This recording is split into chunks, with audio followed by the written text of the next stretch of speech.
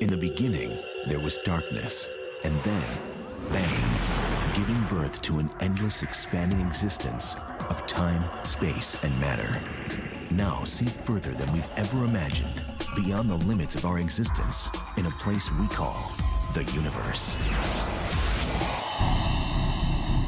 The universe is vast, wondrous, electrifying.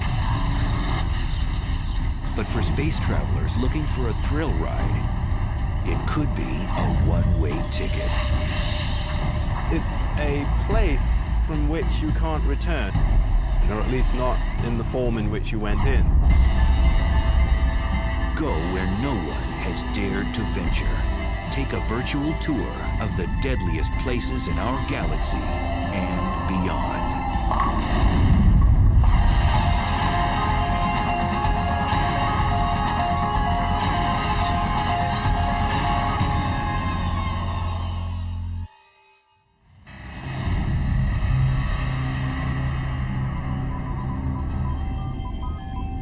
It's the ultimate frontier adventure. Space travel.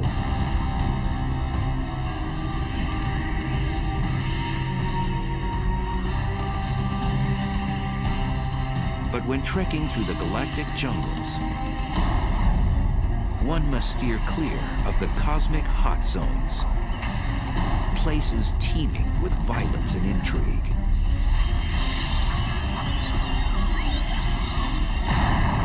There are dangerous places, certainly very energetic phenomena that are a lot more powerful than atomic bombs being detonated, infinitely more powerful. The universe does seem to be a very violent place. It seems to have been born in a violent explosion called the Big Bang, and there's all sorts of violent processes going on.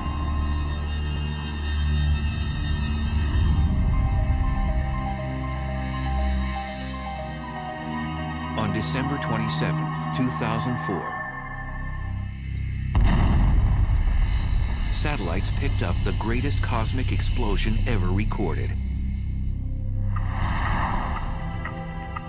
A blast 30,000 light years away, which had the power to briefly alter our planet's upper atmosphere.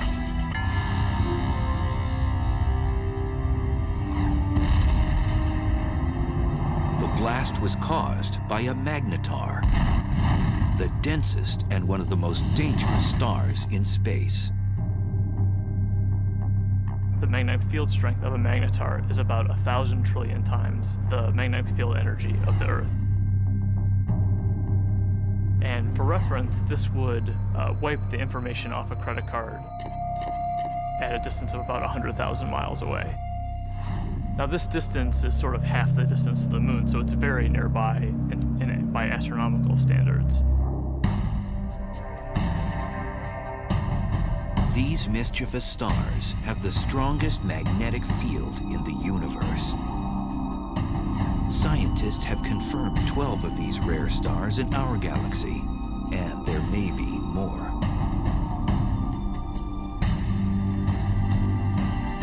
Caltech's Brian Cameron scans the Milky Way for these strange stars.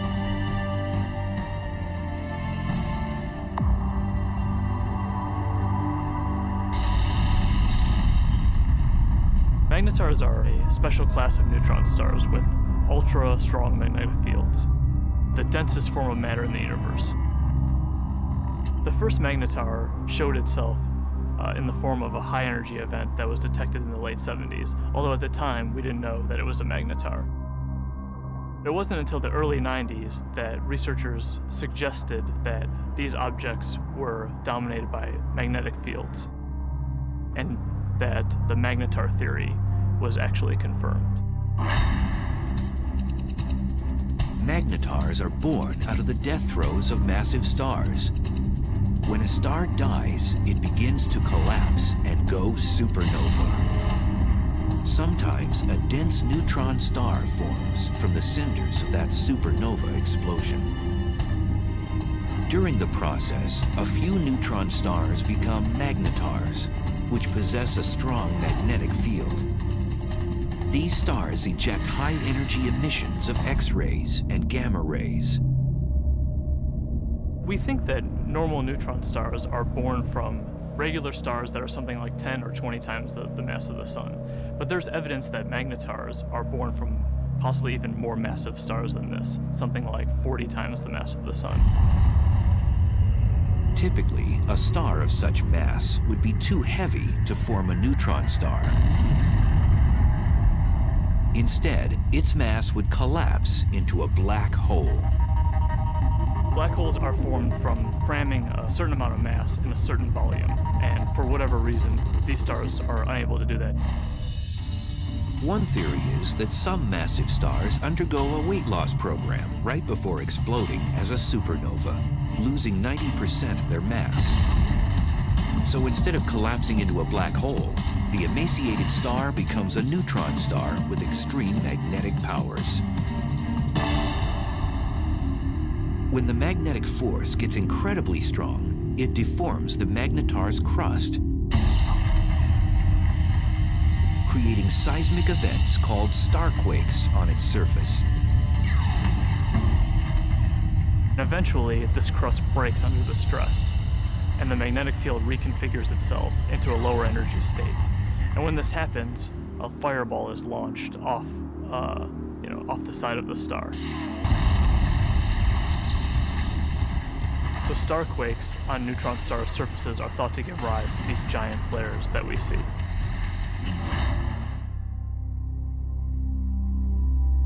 After a magnetar undergoes one of these flares, it outshines all the stars in the galaxy for the few tenths of a second that it's taking place. Within these giant flares are short bursts of gamma rays which move at the speed of light. The giant flares from magnetars are gamma ray bursts. They're very short in duration, less than a second, and have very hard X-ray spectra compared to another class of gamma ray bursts. If a deep space traveler veered off course and was unlucky enough to pass within 700 miles of one of these massive objects, the consequences would be horrific.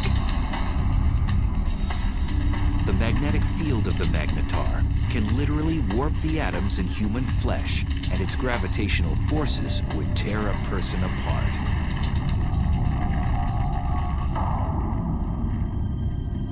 So then, how close would a magnetar have to be to wreak havoc in our solar system? Some suggest that a blast from a magnetar even 10 light years away could produce cosmic chaos that would destroy our ozone layer and cause mass extinctions. The chances of that happening are so low that, they're completely implausible. It would be no different than a regular star passing through the solar system. And we know that the regular star has not passed through the solar system since the solar system formed.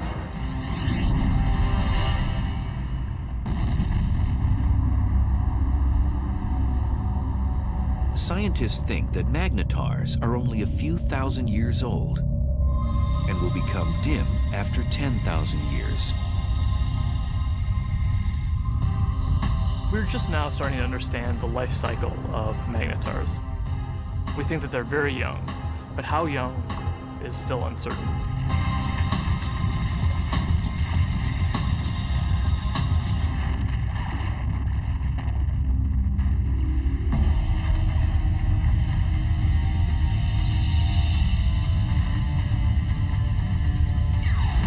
In addition to magnetars, satellites and ground-based observatories have been picking up other violent things in space. Scientists have now confirmed the existence of a phantom-like force that's so strong that it might very well be the most vicious phenomenon in the universe.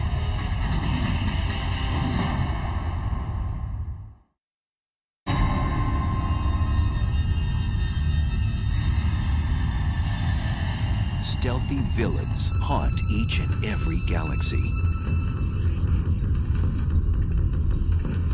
One particular beast tears up anything in its path and gobbles it down like a cocktail hors d'oeuvre. It's one of the most bizarre and destructive phenomenon in the universe, a black hole. I think a black hole is the place which is more violent than anywhere else in our universe. It's like going over the edge and you can't get back. It's fatal attraction, I suppose.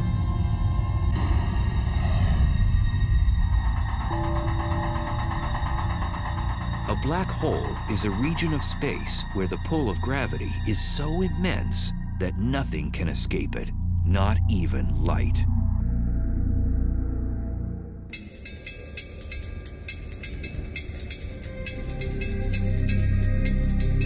Astrophysicist and triathlete Ferial Ozel is attempting to unlock the mysteries surrounding this elusive cosmic force.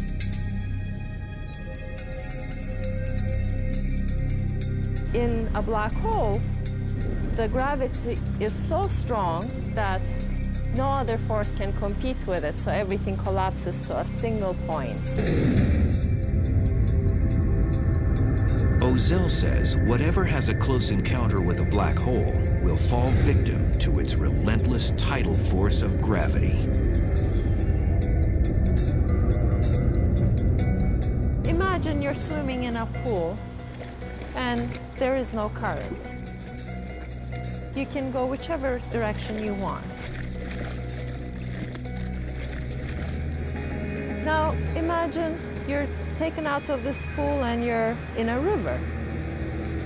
Imagine a current that is much, much, much stronger. That the only direction that you could go would be with this current. The space around the black hole acts like this wild river.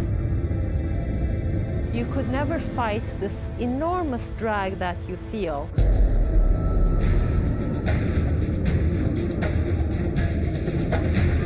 As an object approaches the edge of the black hole, called the event horizon, it reaches the point of no return. As you come closer and closer to this event horizon, you would already be approaching this extremely fast motion of space under you. And your only future direction is now into the black hole.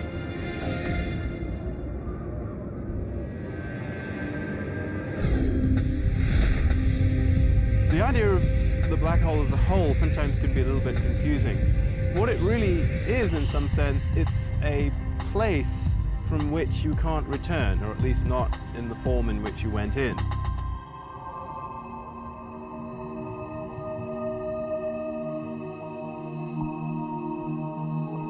Black holes are difficult to detect because, as the name suggests, you cannot see one by itself because it's black. But scientists have spotted a black hole when its gravity affects something else in space, such as a passing star. A completely isolated black hole would not be visible. What we really see from a black hole is actually the hot material that's swirling around it and that's being sucked into it. So in the neighborhood of these powerful black holes, you'll get a lot of radiation resulting from the black hole pulling in material and stretching it and twisting it as it's falling in. Black holes consume anything in close range, and there are billions upon billions of them prowling the universe.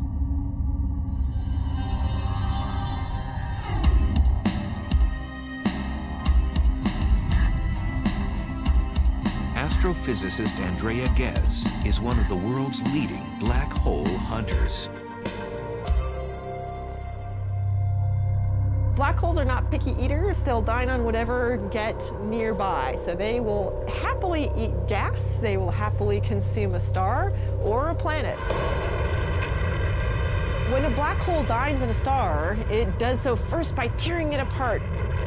You might think of silly putty being stretched out. and then it just streams on in, sort of like water going down a drain. It's completely pulverized.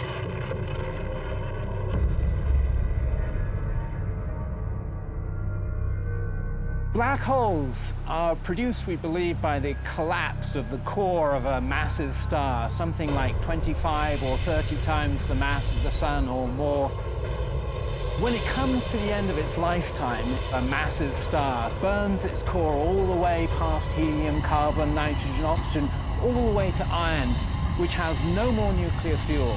And when that iron core builds up to a certain mass, there comes a point where it can no longer support itself, and the core will collapse all the way to a black hole, producing at the same time a supernova.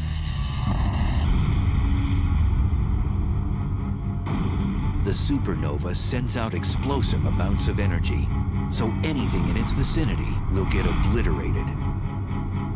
Then the remnants of the explosion fall into a newly formed black hole. And it seems the key to the black hole's allure is gravity. Gravity will pull things around, just like the sun's gravity pulls the planets around. In fact, stars will happily orbit the black hole for most of its life and won't actually be sucked in. These stars are actually safe from the fatal attraction of the black hole. But if you do venture too close, like extremely close to the edge, then you do get sucked in. Scientists believe there are millions of wayward black holes throughout our galaxy, the Milky Way. And because we can't readily see them, one could be right next door. So how close does something have to be to get sucked into a black hole? Too close to a black hole is about the distance between the sun and the Earth, but that is certainly too close. For future space travelers, death by a black hole would be a violent way to go.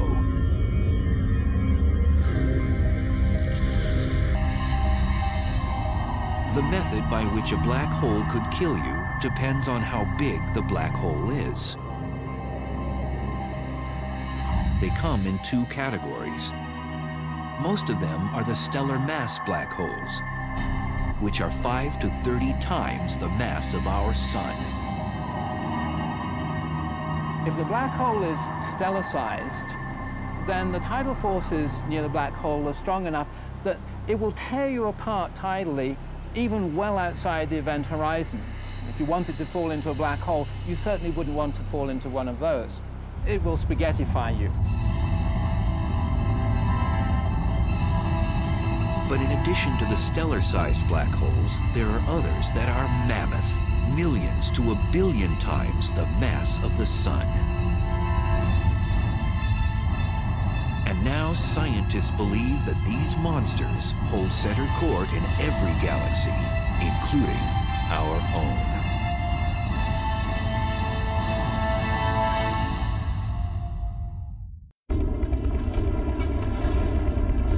Black holes. They're one of the most mysterious and potentially dangerous oddities in space. A black hole has a ravenous appetite. It sucks in everything in its path and spits out what it doesn't devour. And now scientists have discovered there are supermassive black holes, which are millions of times bigger than their stellar mass cousins.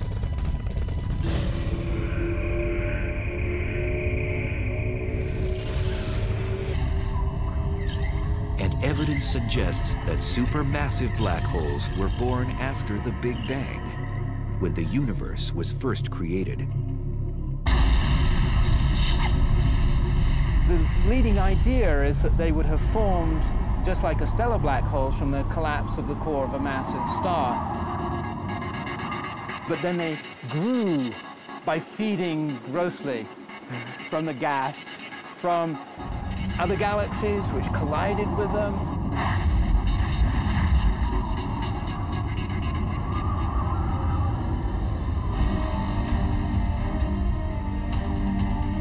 scientists have discovered that these black ogres wield their power in the center of galaxies. The supermassive black holes are at the center of the galaxy, most likely because they're the most massive object within the galaxy.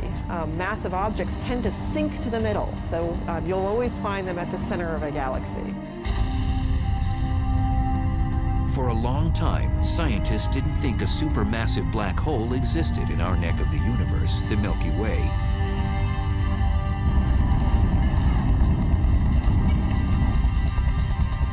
But in 1995, astrophysicist Andrea Ghez set out to prove one exists. We've done an experiment over the last 10 years to ask the question, is there a supermassive black hole at the center of our galaxy? And the way we did this experiment is to use the motions of stars at the center of our galaxy to test whether or not there's a large amount of mass inside a very small volume. And that's the proof of a black hole.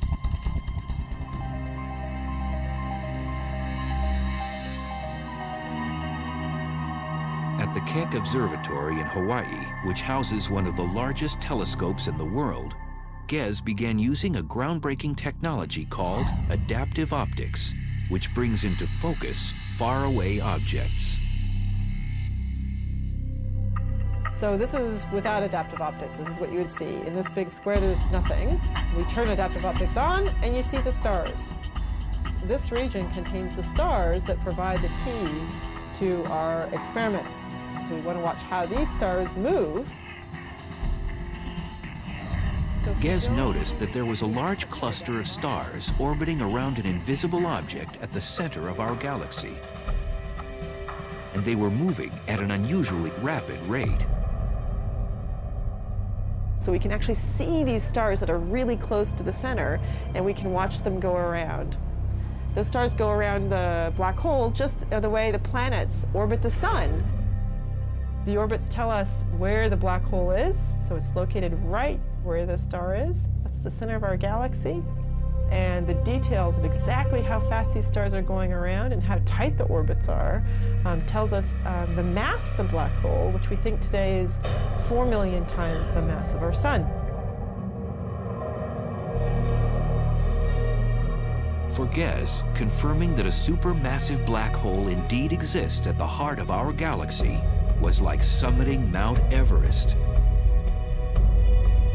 It was incredibly exciting to discover the supermassive black hole at the center of our galaxy, simply because it was a question we had set out to address. The question, is there a supermassive black hole? We could design an experiment that actually got at it.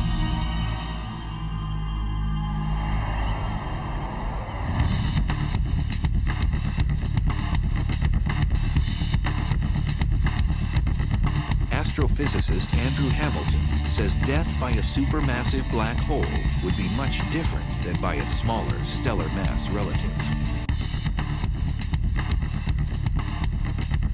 If you want to go and be a tourist and have the ultimate experience of falling inside a black hole and finding out what's really there, go visit a supermassive black hole. Much better idea.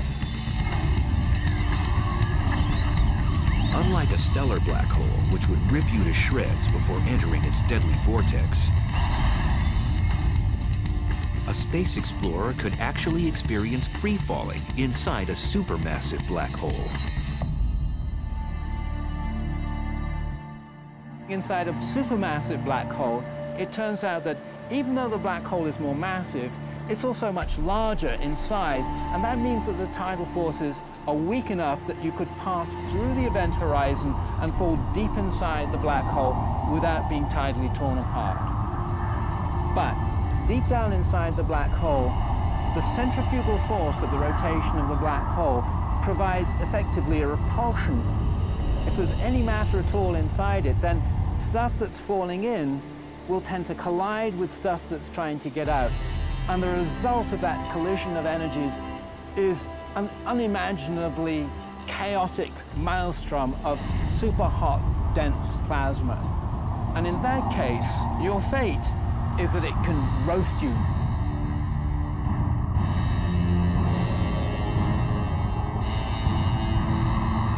So how close would space travelers have to be to get sucked into a supermassive black hole in the center of a galaxy?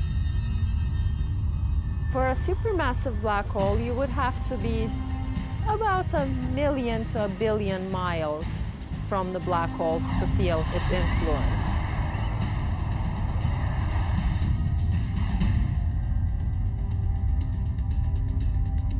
Over the years, the Chandra X-ray Observatory has caught our galaxy's supermassive black hole nibbling on cosmic matter, not binging like other supermassive black holes. Our black hole is today inactive compared to other black holes. Our galaxy has very little gas at the center, and so there's nothing really for the black hole to feed on. It's not eating very much. It's going on a bit of a starvation diet. Our galaxy's supermassive black hole appears to be fasting. This is partly due to the fact that as a galaxy ages, less and less matter is present for it to gorge on. But in the future, it might be quite a bit more active if it ever gets a fresh supply of gas at its center to feed off of. One way to rejuvenate our supermassive black hole's appetite is to collide with another galaxy. Sound implausible? 2 million light-years away, our closest neighbor, the Andromeda Galaxy, is charging toward us at almost 75 miles per second, or 270,000 miles per hour.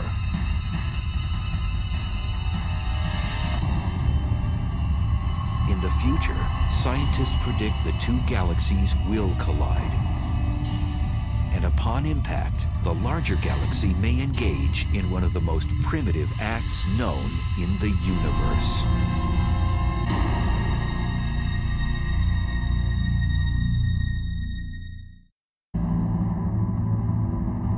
It's one of the most barbaric rituals in space. A larger galaxy eats a smaller one.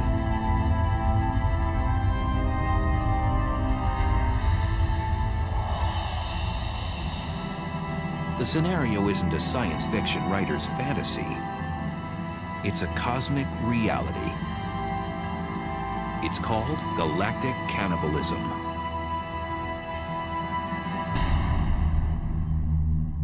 The ghastly event can occur on the celestial highway when two galaxies have a head-on collision.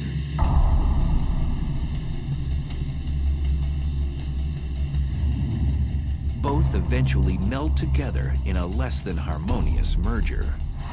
If you're a galaxy, it's very violent. You're torn to shreds.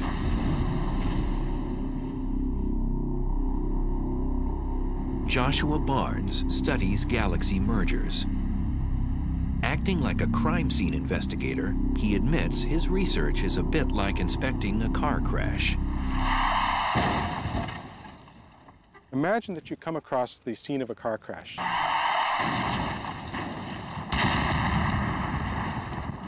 Two wrecked vehicles, but no witnesses. Nobody to tell you what happened. All you have is the physical evidence. That's basically what we have to do when we study colliding galaxies. So there are no witnesses to a galactic collision. All that you have is the present state of the wreckage. So you have to conduct a sort of forensic investigation to try and figure out what happened on the basis of what you have today. If they collided head-on, you would know because the fronts were squashed up, but if they, say, sideswiped each other, which is actually more likely in galactic collisions, that would leave you a completely different pattern of wreckage, and you could interpret that. So what causes galaxy mergers? It's gravity. Everything in the universe is falling freely through space, and where you've got two large objects like galaxies, their mutual gravity pulls them together, so they fall into each other. So it's really just the force of gravity pulling things around. The galaxies that we're seeing colliding today, most of them have been bound and destined to collide for upwards of 10, 15 billion years, and they're only now just making it to that first collision.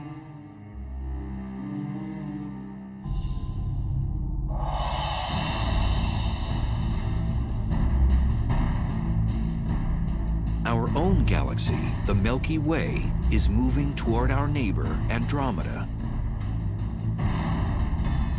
Both galaxies are spiral in shape, but Andromeda is about twice as massive, with a supermassive black hole the mass of 30 million suns.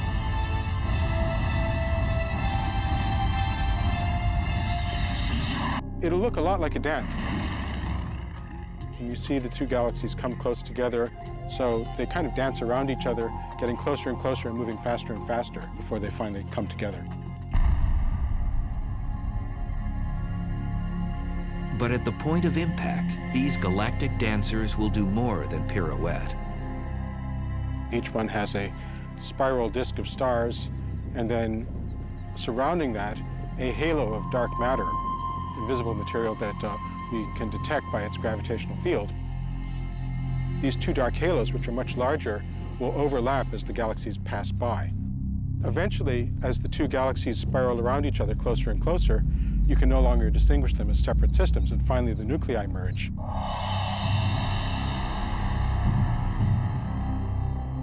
When Andromeda and the Milky Way collide, that's going to be the biggest collision that the Milky Way has seen, something like 5 billion years' time.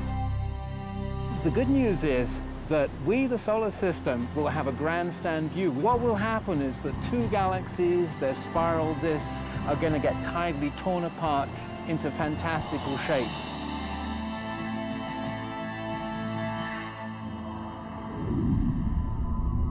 When the disks start to get close to each other, they'll throw off long streamers of stars, so-called tidal tails. And what happens to the sun and the solar system, should we still be around, it really is hard to predict. We could get lucky and be on one of those tidal tails and get a sort of bird's eye view of the whole process as we fly out. Or we could get thrown into an orbit plunging towards the center of the merging galaxies. There's basically no way to say.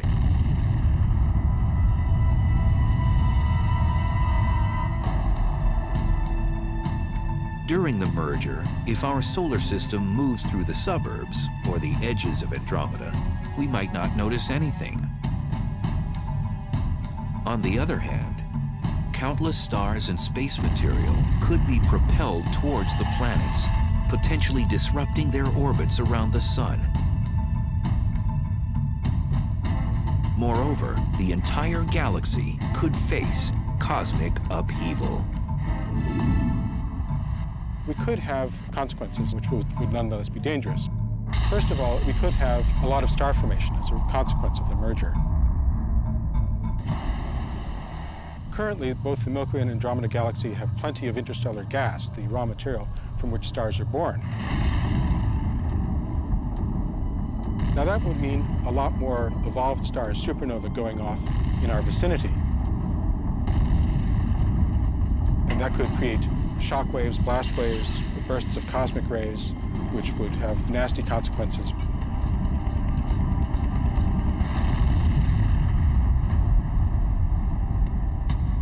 After the merger, the fate of our solar system is uncertain, as the supermassive black holes of Andromeda and the Milky Way vie for power in the newly jumbled galaxy.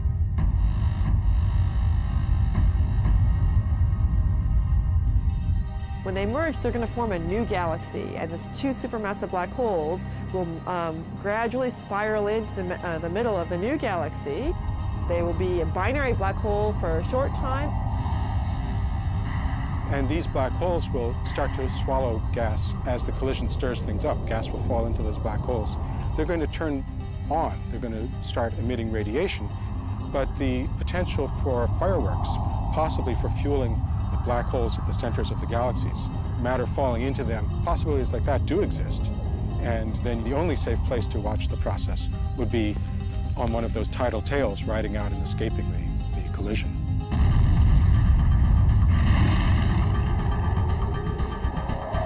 Some scientists think that Andromeda's larger supermassive black hole will eventually consume the Milky Ways. the two black holes will spiral in the center and become a binary black hole, and ultimately will merge with one another to become yet an even bigger supermassive black hole.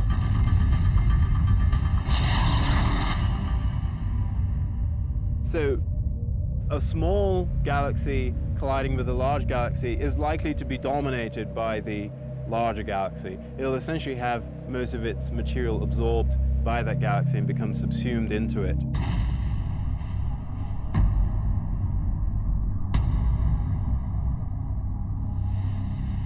Scientists believe galaxy mergers are a way of life in the universe.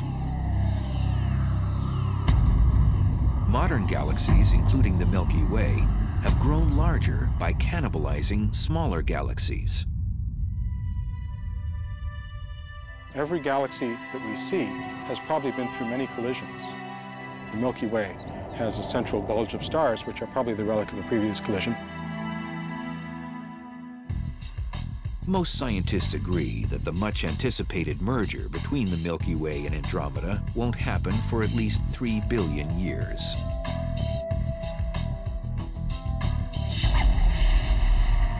But there may be more immediate dangers in space. In cosmic neighborhoods millions of light years away, there are hyperactive galaxies that have become the big bullies on the block.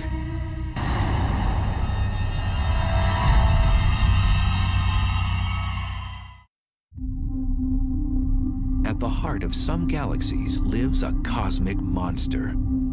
It transforms a run-of-the-mill galaxy into one of the brightest and deadliest in space. Quasars are peculiar objects, each powered by a supermassive black hole that continually swallows large amounts of matter, 10 to 20 stars every year. At the core of these objects lives a very large black hole. And the role of that black hole is to actually generate a huge amount of energy.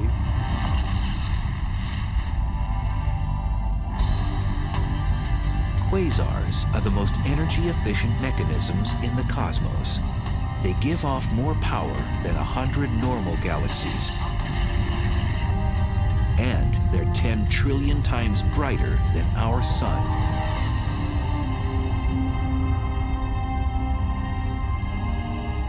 So how are quasars created in the universe?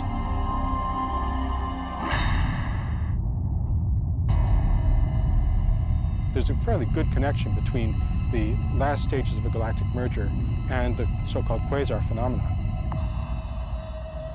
If that really happens in the case of the Milky Way and Andromeda, we could have, for a period of some tens or possibly even 100 million years, a quasar active in the center of the merged galaxies. And a quasar puts out about 100 times as much energy as a typical galaxy. And if we were actually thrown into an orbit which took us towards the center of the galaxy, we could get very close to that quasar and really get scorched. The word quasar stands for quasi-stellar radio source, which means star-like emitters of radio waves. The word was coined when the quasar phenomena was still a mystery. Now we know they're not star-like at all. In addition to emitting radio waves and visible light, quasars also give off ultraviolet rays, infrared waves, X-rays, and gamma rays. All deadly if something or someone gets too close.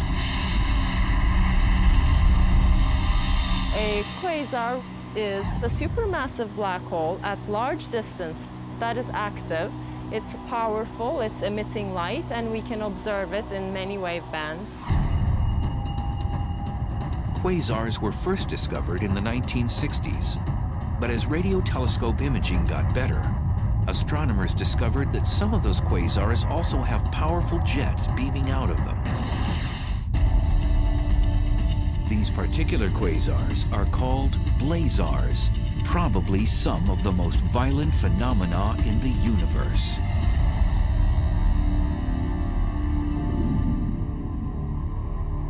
Blazars are powered by black holes, just like quasars, but they're somewhat different in that all of that energy is being focused, or a large amount of that energy is being focused into jets, which are streaming out.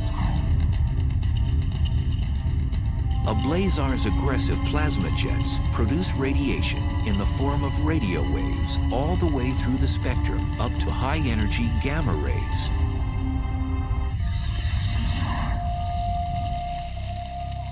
Astrophysicist Glenn Piner has been investigating the physical conditions at the centers of these exotic galaxies.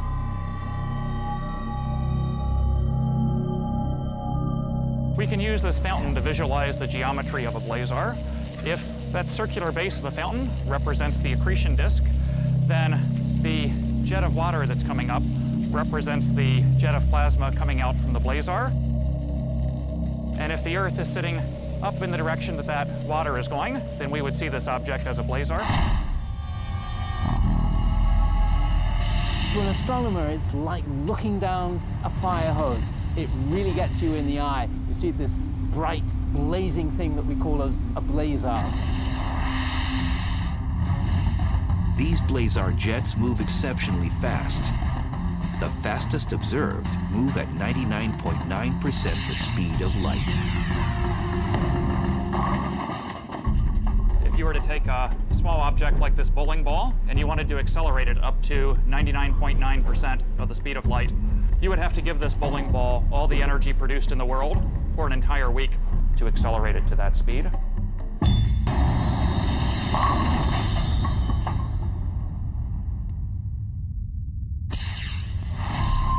And in these blazars, we're accelerating not just small objects like bowling balls, but large masses of the mass of the planet Jupiter or larger to those speeds. So they're being given incredible amounts of energy by this efficient engine. Blazars pose unimaginable consequences to cosmic objects that get too close to its deadly jet. If there was a planet relatively close, a few light years from the actual jet, the radiation on that planet could be millions of times what it gets from the star. It would be continually exposed to high levels of radiation. So I don't think we want to look for life on a planet that would be orbiting a star that's in a blazar jet. Scientists link radio telescopes all over the world to achieve the magnification needed to zoom in on a blazar jet. So to give you an analogy for what kind of magnification that is, that would be magnification sufficient to read a newspaper that someone was holding in New York from Los Angeles. We'd love to look as close to the central black hole as possible so we could actually figure out how nature is accelerating these jets and getting them up to such high speeds. And we'd also like to know what it is actually that the jets are made of, because it turns out that's something that's currently not known.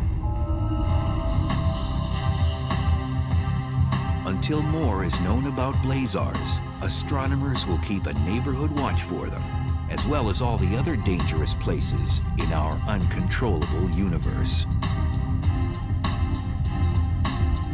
Definitely there are violent events going on in the universe. Much, much more energy than we can even imagine on Earth. There are trillions of suns shining all at once. Those are the kinds of energies that we're talking about. But in that case, the fact that we are far away from them helps the survival of our species. If we're actually traveling through space, then definitely we will have to be worrying about these events.